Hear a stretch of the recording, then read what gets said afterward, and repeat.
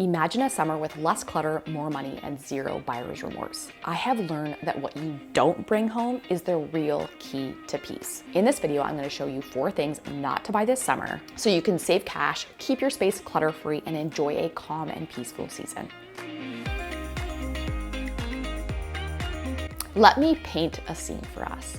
We are on Amazon, we are shopping for a birthday gift for a friend, and all of a sudden there are 15 other things in our cart. They're cheap, they look fun or handy, and best of all, they will be delivered to our doorstep tomorrow. But then the box shows up and it just sort of sits in your front hall for a week. Or you open it and realize, oh man, I already have 3 black hoodies. So this new one doesn't even fit in my closet and it just ends up sitting on a chair in my bedroom. Or you got those cool new taco stands, but there is not a single spot in your kitchen for them. So they end up having to live just on your dining room table. And maybe deep down you're asking yourself, why did I even buy these? Well, it's probably because it's so easy to just click and buy. No driving, no lines, no real effort. Which is exactly why item number 1 not to buy this summer is stuff you wouldn't go to the store to buy. When I'm unsure, I use this test. I imagine there is no Amazon, no Temu, no next day delivery. Would I still want it bad enough to go out, stand in line, find it in the store, pay for it, and bring it home? If it's Band-Aids or toilet paper or printer paper, sure, great. But maybe if it's that $20 milk frother that I saw someone else using on Instagram, or 100 feet of LED lights that I thought would be cool in our basement. So if the answer is no, I probably wouldn't leave the house for that, then I take that as a sign. I close my laptop, I go for a walk, I read a book, or I take a bath. Now, obviously, online shopping is a lifesaver in so many situations. For anyone with mobility issues, newborns, packed schedules, I totally get it. No shame in online shopping. But it's worth remembering that what starts as convenience can quietly tip into clutter, wasted money, and regret. So that's the first trap to avoid this summer, things you wouldn't leave the house to buy. And now let's take this idea a step further, because even if it is something that is useful and we would leave the house to buy it, does that necessarily mean we need to own it? A few months ago, we took the kids to a musical event at our local library. Our local symphony was putting on a little interactive performance. It was amazing. The kids loved it, and Leo got to try a trumpet for the first time, and he got hooked. For months after, he has still been asking for us to buy him a trumpet. Now, I love music, but we are not a musical family. I have zero talent, and the thought of spending $200 on a trumpet for an 8-year-old who might forget it even exists 10 days later, hard pass. Fast forward to a couple of weeks ago, and we discovered a musical instrument lending library in our area. For $30 a year, you can borrow 1 instrument at a time for 6 weeks. It was perfect. Leo got to explore something new, we saved money, and we didn't have to figure out where and how to store and manage a trumpet forever. This is the perfect example of item number 2 not to buy this summer, and that is anything that you can borrow instead. But how do you try this in your own home? Well, next time you're about to click buy, just pause and ask yourself, can I borrow this instead? Will I use it more than once or twice? Do I really need to own it? This tiny pause could save you space, stress, and money. And it's not just trumpets. There are so many things that we use only occasionally or even once that we don't need to live in our homes forever. That mini crock pot that I borrow from my mother-in-law when I want to make my favorite corn dip once or twice a year. Or the champagne flutes that I borrowed from my mom for my daughter's champagne birthday that we used for a day and then washed them up and returned them, and they were instantly out of my kitchen and back into hers. And borrowing isn't just practical, it's generous. It connects us, it builds relationships. And 9 times out of 10, people love to lend out their things. It's like a simple way of showing care and love. I personally love lending out my label maker. It's something that I own, but that the average person only uses like once every 2 years. And same goes for our little grass seed spreader. My father-in-law pops over every spring, takes it out of the garage, uses it, and then drops it back off. One less thing that he has to store and one more of our items that gets real use. If you're thinking, okay, Marianne, that's fine for big things or infrequently used things, but I'm not gonna borrow a $4 item from my sister, I get it. And that's where my next category comes in. I'm gonna show you another super easy thing to drop this summer that will instantly save you money, stop adding clutter to your home and the planet. Last year, there was a mini trend in Leo's class, these indestructible plastic or rubber monkey toys. And of course, the dollar store had a knockoff version that Leo just had to have.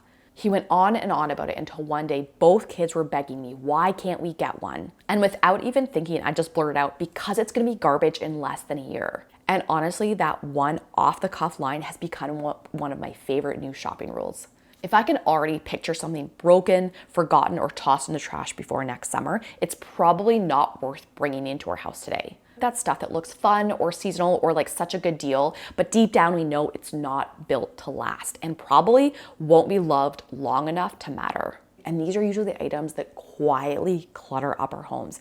Our kitchen counters, the corners of our laundry room, in our bathroom cupboards. But how do we avoid these items?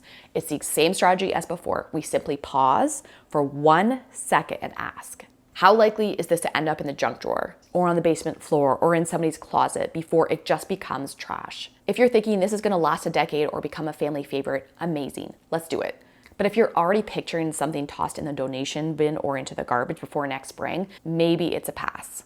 Some common examples that I see in my own home and in our client homes are seasonal decor from the dollar store. It's so cute, but just doesn't last. Small toys, especially free ones, and anything under $5. That's not always the case, but price is usually a pretty good indication of how long something will last.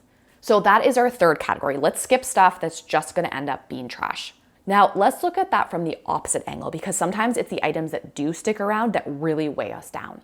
I know I'm not supposed to admit this as a professional organizer, but there's usually one item per season that just catches my eye. I don't usually end up buying it, but it's just one trend that I keep going back to and keep looking at and just thinking, oh, I think that is so cute. And this summer, it is those dang rubber beach bags. I have seen them everywhere. They are haunting me. They were even at our local stationery store the other day. And there are a few reasons why I haven't bought one, but the biggest reason is simple. I just simply am not willing to make space for it.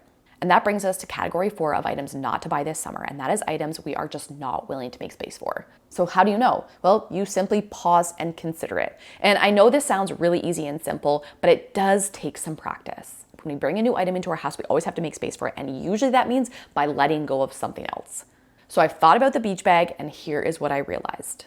Number 1, I already have a backpack for beach days. And honestly, I love having something hands-free when I'm getting the kids from the car to the beach and a million other things. Our storage area for beach gear is honestly barely hanging on by a thread. One more bulky item could push it over the edge. 3, beach season here is very short. I live in Ontario and honestly, I don't need more than one like beach tote. And number 4, honestly, I sort of have an irrational fear of things falling out of the holes of those bags. So as cute as it is, I'm just not willing to make space for it right now. Let's say this summer you spot a gorgeous new set of beach towels. Simply ask yourself, are you willing to let go of ones you already own? Would you be willing to spend 30 minutes gathering all the ones that you do own and making decisions of what ones you want to keep and what ones can go? Maybe the answer is yes, Marian, I cannot wait to get these gorgeous ones home and get rid of my old drab ones. Then amazing, I love that. But if you're thinking, I do love these ones, but I am just not willing to let go of our little set of Smurf ones that we've had since the kids were little, then maybe it is a pass for now. The bottom line, don't bring it home if you're not willing to make space for it. So there you have it, 4 things not to buy this summer if you want less clutter, more peace, and fewer why the heck did I buy these moments. These categories might seem simple, but they are powerful. Because every time we pause before buying, even if it is just for a second, we are training our brains to shop more intentionally, to bring in less, to protect our time, space, and money. And if you're listening to this and thinking, yes, this is what I want more of, but you still struggle with overbuying, you might resonate with my recent video about how we stop shopping. It's a behind the scenes look at exactly how we went from over-consuming to peace of mind. And you can check it out right here. Thank you guys so much for watching, and I will see you in the next one. Happy summer, everyone.